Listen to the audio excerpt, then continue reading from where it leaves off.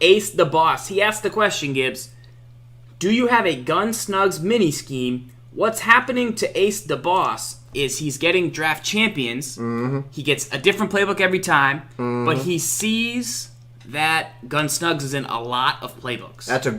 This is next level. He's thinking You know ahead. how last week we talked about like, if you are trying to decide between 3-4, 4-3, and you're like a beginner, like you're not ready to get there. Right. This guy's clearly ready to get there. By the way, he's thinking and going, oh, most playbooks have a Gun Snugs. So you got to look at the Gun Snugs, but you Yes. got to think two things. Yeah. You see a unique play like Jet's Drag, that's a great play. But if he gets a different playbook, it's not going to have it. What's in every playbook? Absolutely. So most Gun Snuggy formations in the game, you're going to find that they have some type of quick base. And I think the benchmark play, like what I did there, of every Gun Snugs needs to be bench. Okay. This is a play that you can build off a scheme off of, and you're going to find it's in most every single like Gun Snug. Is it usually a quick audible? Typically a quick audible, but you have to monitor it. Yeah. Okay, so let's come out and bench. We'll show you. Now, I've been running this play forever because obviously I'm attracted to the corner routes. The corner route's always one of the best things in the game, and I used to just do this and run it with the Falcons. Oh my god, that was great. This was just a great offense. You would take off with Vic, you'd roll out, and then you would just crush the corner open every time. Good. It's not terrible, but obviously there's better ways to run this. Now, what makes you like the way bench is set up this year? Well, what I like about it is that you have a quick read to the short quick out, right? The little speed out. And you can throw this just about against really any coverage, even against a cover 2. The part where you're going to struggle to throw that route is if someone plays any type of zone coverage and then underneath coverage. So if I play a hard flat, there's still a window to throw it, but the flat will stay underneath it. Now watch, if I just play a regular cover 2, now because it's a cloud flat by default, see how you can sneak it in there and then there's room to potentially get upfield where it's a little bit more of a dangerous throw. Now watch, if I were to play cover 3, so let's go through the whole gamut of coverages. Cover 4, just throw the out. You can throw the out. See how he gets separation? You can throw the out. Yep. Now, if I were to go to cover 3, what's good about this is it's by default you have confidence that this is going to work against no matter what coverage you see, right? So right here, you would throw it to the opposite side of the Mabel. Right. That was the Mabel was a to bad the left. read. Right. Gotcha. That's what's good about this is because you can still attack a Mabel. Okay. So I'm going to go to cover 3. So a Mabel on one side. Now you have to make a read post snap. Okay, I'm going to throw to the opposite side, and again a bad read. But that's par for the course, right? Right. Farrell's making plays. Well, so what's the read on that play?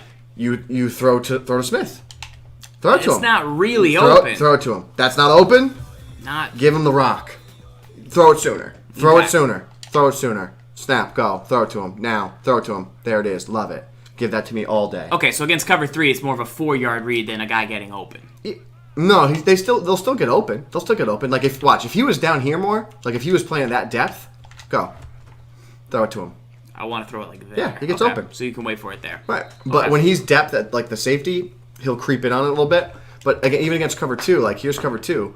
Go ahead, run it. Like, all right, well, he's still going to get underneath it. Like, you kind of a late throw there. Like, you want to throw it earlier against cover 2. Okay. But the key thing to know is, like, against really any coverage, you can throw that route unless they make adjustments to it. Now, if I were to play man, oh, he's going to press me, man. He's going to press me. Oh, is he?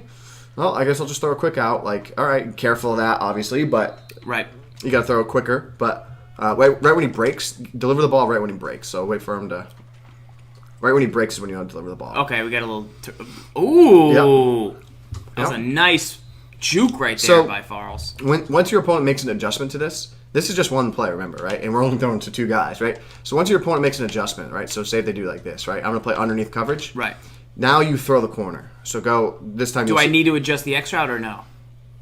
What I typically will do, I don't love the corner to Decker. Usually on most benches, like they have there's like a little hitch after the corner on the Decker route.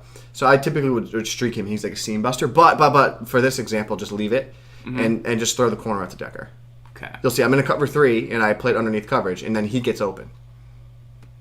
Got it. Right there. Very nice. Same thing works against cover 2 zone. Like if you're in cover 2 zone, they play underneath coverage. Okay, well, deliver the corner. Like that's the whole that's the entire concept. Like deliver the corner.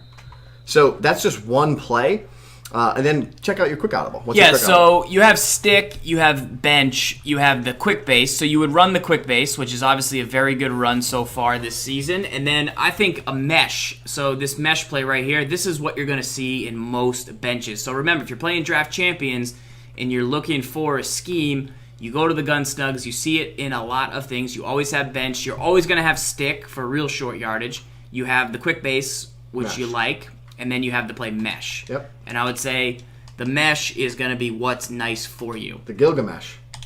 Going to really beat man-to-man coverage probably across the middle. You should have those two drags get open. You've got a streak to Decker. You can do a couple different things with the halfback. You can maybe even option route him. And then you have a nice corner just in case things break down.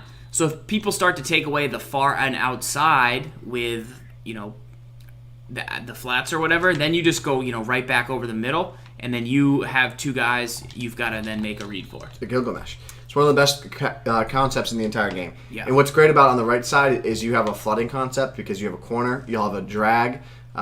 You could streak a Nua, Right. and then you have the curl or the swing pattern, and then the drag to Smith. And that creates a flood. It's like you can see the drag gets open, the flat gets open. Right. If they play underneath, the corner will get open. Corner will get open. So stock, you have a corner, which is nice. You need corners. Need a corner stock route built in. So that's what you can do from gun snugs. Hopefully that gives you a little bit better of a start if you see it in your next Draft Champions playbook. And we'll continue to dive into the Jets playbook, but expect to see those plays in most of gun snug formations.